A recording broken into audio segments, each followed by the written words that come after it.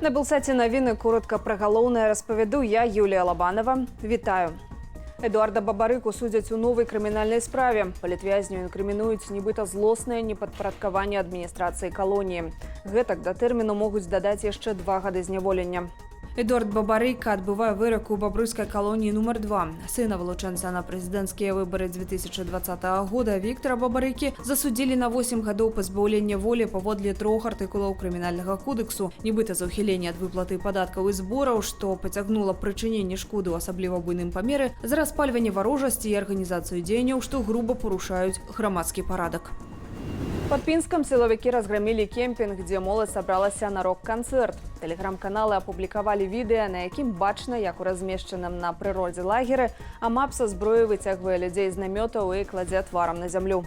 У неафіцыйным тэлеграм-канале Губазіку сцвярджаецца, што гэта была несанкцыянаваная сходка не язычнікаў ці паганцаў, нацыстаў і нефармалаў-сатаністаў. Паведамляецца, што былі затрыманыя 11 чалавек, якіх змясцілі ў ізалятар часовага ўтрымання. У чым іх вінаваціць, невядома. Ёсць інфармацыя, што маладзёны сабраліся на канцэрт цяжкай музыкі. Некаторыя затрыманыя мелі на тварах сцэнічны макіяж у стылі некалі папулярнага амерыканскага рок-гурта «Кіс».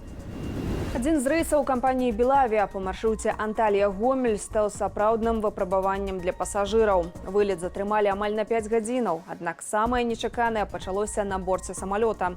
Першую гадзіну ляцець давялося без кандыцыянера. Паводле пасажыркі гэтага рэйсу, калі яны апынуліся ў салоне самалёта, тэмпература паветра была там 40 градусаў. Бортправадніца паведаміла, што далі такі самалёт і яны нічога зрабіць не могуць. Сістэма кандыцыянавання не працавала. Не пашчасціла і з дакладным часам вылету. Пасажыры гадзіну ў спякоце прастаялі ў чарзе на вылет. У Беларусі пачнуць праводзіць конкурсы ваенрукоў. Мэта выявіць і распаўсюдзіць досвед найлепшых кіраўнікоў вайскова-патрыятычнага выхавання.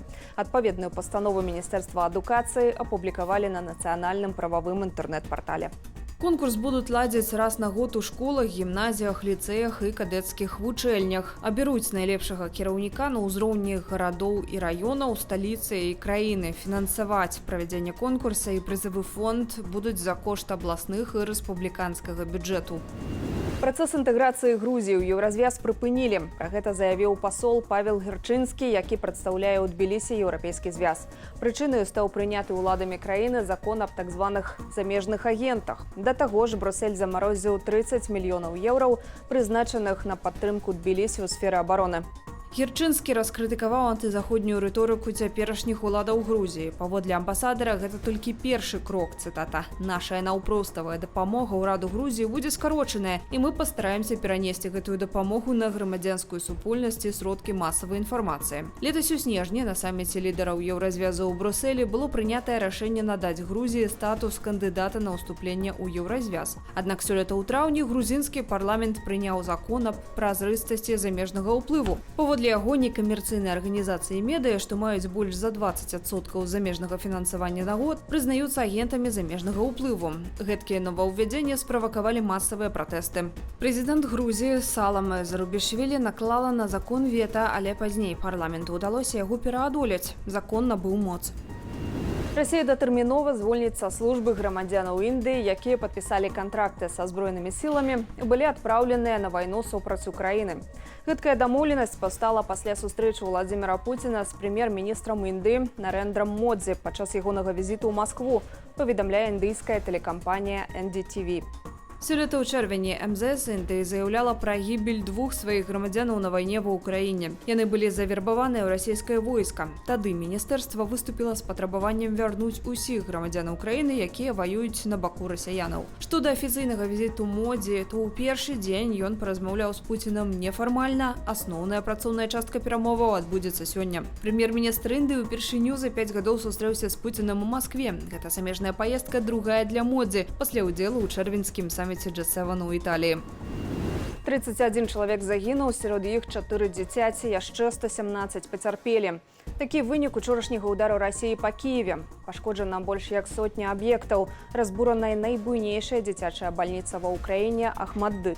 Па ўкраінскіх гарадах расійскія вайскоўцы выпусцілі каля 40 ракетаў розных тыпаў. У некалькіх месцах працягваецца разбор завалаў. СБУ кваліфікавала ўдар Расіі па нацыянальнай дзіцячай спецыялізаванай бальніцы Ахмаддыт як ваеннае злачынства і адкрыла крымінальную справу. У расійскім міністэрстве абароны учорашнюю смяротную атаку пракаментавалі максімальна цынічна. Там заявілі, што цывільныя аб'екты ў Кіеве пацярпелі ад падзення украінскай зенітнай ракеты. Агулам, паводле апошніх звестак, ад учорашніх атак ва Украіне загінулі не менш як 37 чалавек. Яшчэ каля 170 атрымалі раненні. У аўторак адбудзецца паседжанне Рады бяспекі ААН у сувязі з расійскім ударам па Кіеве. Аб гэтым папрасілі ЗША, Вялікая Брытанія, Францыя, Славенія і Эквадор. Генсекретар ААН Антоніо Гутэрэш назваў атаку на дзіцячую бальніцу і медцэнтр у Кіеве асабліва шакавальнай. У сваю чаргу першы намеснік пастаяннага прадстаўніка Расіі пры ААН Дмітрый Палянскі заявіў, што на паседжанні расійскі бок, цытата, плануе азнаёміць калег з фактамі, якія абсалютна не пацвярджаюць украінскую і заходнюю версію гэтага здарэння. Гэтай ночы беспілотнікі атакавалі некалькі вобласцяў Расіі. У Ростовскай загарэліся 2 трансфарматары электрападстанцыі, у Волгаградскай вобласці электрападстанцыя і нафтабаза. Летит еще один дрон. Паводле губернатара рэгіёну Андрэя Бачкарова на нафтабазе працуюць экстраныя службы, а пажар на падстанцыі лакалізавалі аператыўна. Зазнаў атаку дронаў і шэраг гарадоў Белгарадскай вобласці Расіі. У рэгіёне загінулі 4 асобы і 20 параненыя. Агулам, паводле Міністэрства абароны Расіі, за ноч знішчылі 38 беспілотнікаў. У Осла затрымалі беларуса, які кінуў 2 кактэйлі Молатава ў каралеўскі палац. У выніку атакі загарэліся дзверы задняй часткі замку. У будынку на той момант быў адзін з чальцоў каралеўскай сям'і. Агонь хутка патушылі, ніхто не пацярпеў. Паліцыя выявіла ў беларуса яшчэ некалькі бутэлек з кактэйлем Молатава. Мужчыну 50 гадоў, у Нідерландах яго шукала паліцыя паводле абвінавачання аб нанясенні шкоды ў асабліва буйным памеры. Першы паўфінальны матч футбольнага Еўра-2024 ўжо сёння ўвечары. У Мюнхене на Альянс-арэне сойдуцца зборныя Іспаніі і Францыі. У чвэрцьфіналах Іспанія ў дадатковы час з лікам 2-1 перамагла Нямецчыну, а Францыя адолела Партугалію ў серыі пасляматчавых пенальці 5-3. У наступным матчы букмекеры не могуць вылучыць яўнага фаварыта, аднак на іхнае меркаванне іспанцы выглядаюць крыху мацнейшымі за французаў. Заўтра вызначыцца яшчэ адзін фіналіст чэмпіянату Еўропы па футболе. У Дортмундзе згуляюць Нідерланды і Англія. Назаўтра ў Беларусі абвясцілі аранжавы ўзровень небяспекі праз спякоту. А вось у Польшчы ў асобных рэгіёнах вуліцы ўлетку сталі выглядаць як узімку. Моцны дождж і град накрыў малапольскае ваяводства. Найбольш ападкаў у горадзе Вольбра. Там град затрымаўся на вуліцах і ператварыў зялёныя газоны ў снежныя прасторы. І гэта ўсё ў кароткім аглядзе навінаў. Падсумаванне ж інфармацыйнай карціны дня глядзіце ў аб'ектыве о 20-й. Заставайцеся з Белсатам.